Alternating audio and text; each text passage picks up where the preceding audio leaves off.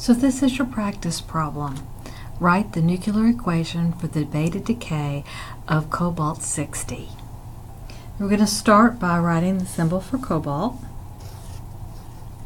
We'll put the mass, the atomic mass there, and then we'll look on the periodic table to find the atomic number of cobalt. We look on the periodic table and it's 27. That's going to decay. It's going to make a beta particle. Well, a beta particle is an excited electron. The electron is going to have no mass to speak of and a charge of -1. Then there's going to be a daughter nucleotide. We don't know what that is yet. So let's look. We've got an atomic atomic number of 27, and then we're going to subtract off a -1 for the charge for the electron.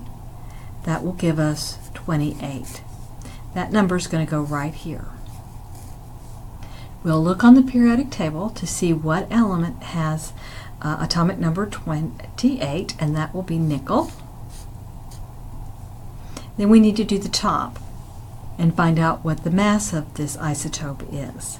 It's going to be 60 minus 0, because we don't have any mass with the electron, and so we'll put 60. Okay, so let's double check ourselves now. 28 minus 1 gives us 27.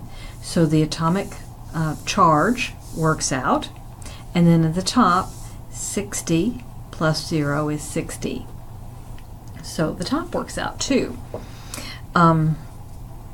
Note with these that you have 3 terms, and the problem has to give you 2 of those terms.